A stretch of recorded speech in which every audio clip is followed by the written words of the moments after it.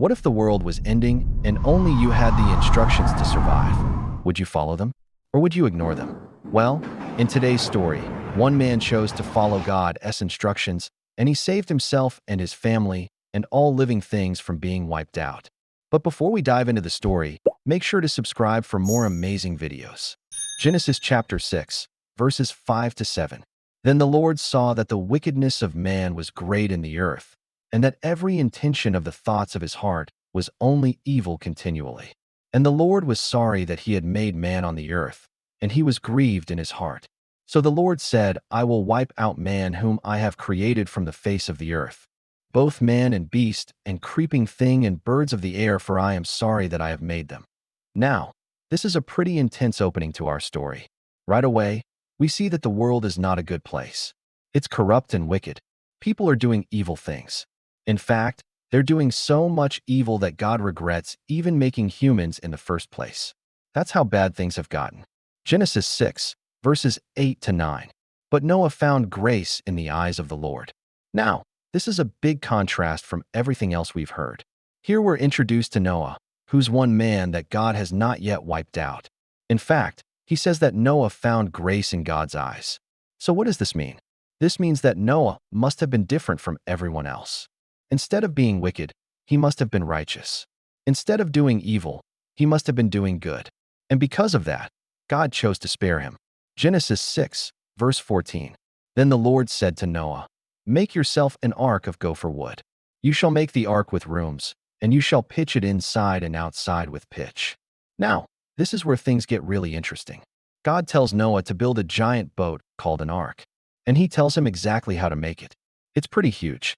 In fact, it's big enough for Noah and his family and two of every kind of animal. Genesis 6, verse 16.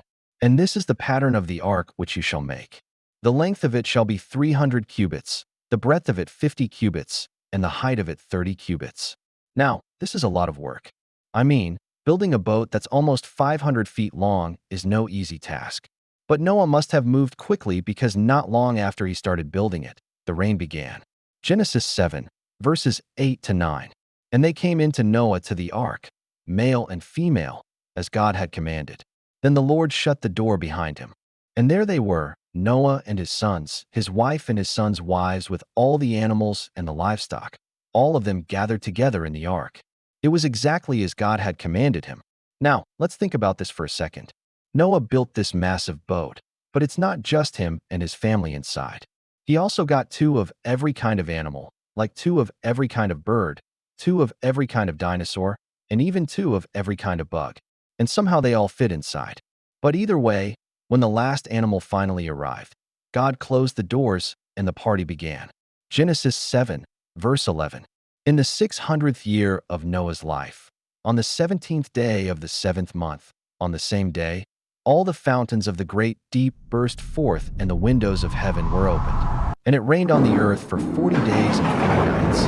Now imagine it. For 40 days and 40 nights, it poured. The sky was filled with dark clouds. The wind was blowing hard. Waves were crashing and thunder was booming. The water kept rising higher and higher and higher. And if you didn't believe me, let me prove it. Genesis 7, verses 23 to 24. Thus all flesh died which moved on the earth on land, and on the face of all the waters. All of them having died in the flood, all living things that were on the dry land, all flesh, birds, livestock, and wild animals, all that have a life, all perished. And everything that was on the earth was completely destroyed, every person, every beast, all the earth and all that was in it, all perished. Now, the Bible says that everything that lived on the earth died. Everything except for Noah and his family and the animals on the boat. They were safe and sound on the boat. Genesis 8, verse 1. And it came to pass after 40 days that the floodwaters abated. Now, finally, the rain stopped. The clouds cleared up and something incredible happened. Genesis 8, verses 20 to 22. Then Noah built an altar to the Lord and took some of every clean animal and of every clean bird and offered burnt offerings on the altar. And the Lord smelled the sweet aroma, and the Lord said in his heart, I will never again curse the ground for the sake of man, for the imagination of man's heart is evil from his youth. Whatever he may imagine, the evil is continually in him. Nevertheless, I will remember my covenant, which is day and night, the fixed order of heaven and earth, that no more a flood shall be, an overflowing scourge to destroy all life. So in the end, everything worked out okay. God sent a massive flood to wipe out all the wickedness on earth, but he didn't wipe out Noah and his family. In fact, he made a promise to never flood the earth again. He wanted to remind Noah and us that no matter how dark things might seem, no matter how wicked or scary the world might be, no matter how much evil might seem to be winning, God is always in control. Hey, thanks for watching. Make sure to subscribe for more fun biblical adventures. And now, without further ado, let's dive into our next amazing video.